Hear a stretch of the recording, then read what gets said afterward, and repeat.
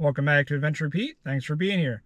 So, if this is your first time here, make sure you like the video, comment, tell us what you think, tell us what else you want to hear about, and subscribe. We got a lot of great content coming, a lot of great content already on the channel, so be sure to check it out. So today, we're going to talk about the dreaded problem with these new 6.6 liter gasoline engines, the oil consumption issue. Seems to be a lot of stir online about the oil consumption issues with these trucks. And I'm here to tell you about what I found and what's going on with this truck. So I have 2,600 miles on this truck right now. At 1,400 miles, I did my first oil change. Yeah, I like to do it early just because I like to make sure it's good to go. First ones are always most important anyways, but that's a different story. So at 1,400 miles, when the engine is working its hardest to try to break in, I had zero consumption. And now again, at 2,600 miles, I had zero consumption. It did not appear that I burnt anything, and I checked underneath just to make sure I'm not leaking anything. Because you can have oil loss by more than just burning it. So even though engine design may be questionable on the internets, you can leak from other places. It does happen.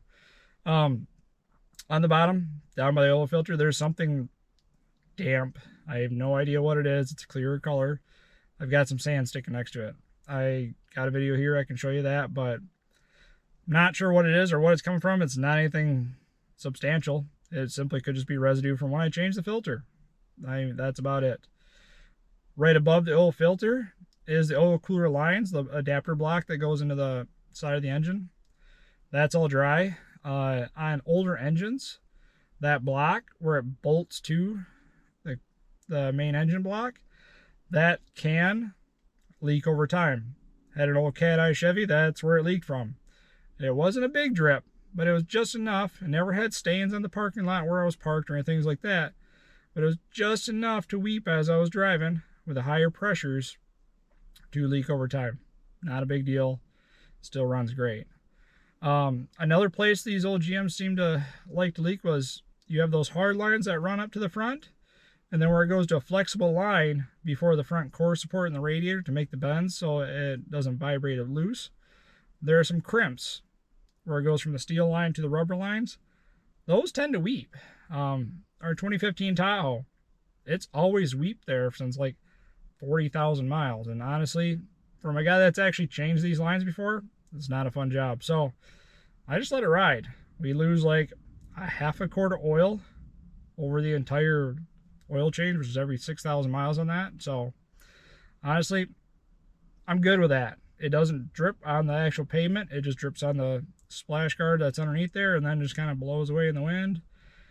Gets washed every now and then too, so the car wash washes it out. So honestly, it weeps, but it's not enough for me to actually care or do anything with it. So those are the points that GM Tech usually has some kind of oil leak at, but just keep in mind, if you're looking at these trucks, we're doing pretty good with this one.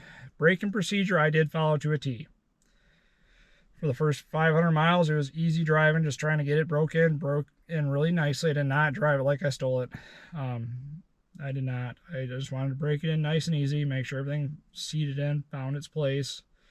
And after the first 500 miles, I started driving more spirited, but still not working it too hard. Still kept it down. The book calls for the first 500 miles, keep the engine RPMs at 4,000 RPMs or less, which I did. I actually held that through till about the first oil change at 1,400 miles. At that point I put AMSOIL in it with an AMSOIL filter.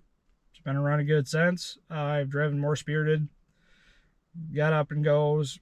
I've done burnouts with it. Why not? Because you can. Have not done any towing yet. The boat hasn't been de-winterized. The camper is still kind of torn apart on the inside for the bedroom remodel, so have not done any heavy towing with it yet, so that's still coming, just to see if I'm going to start getting consumption with long hauls pulling a heavy load. But so far so good. No consumption yet, so hopefully it stays that way. So I just figured I'd give a quick update on the oil consumption issue on what my experience is. So be sure to like the video, comment, tell us what you think, tell us what else you want to hear about, and subscribe. We got a lot of great content coming, so be sure to. Have a great adventure.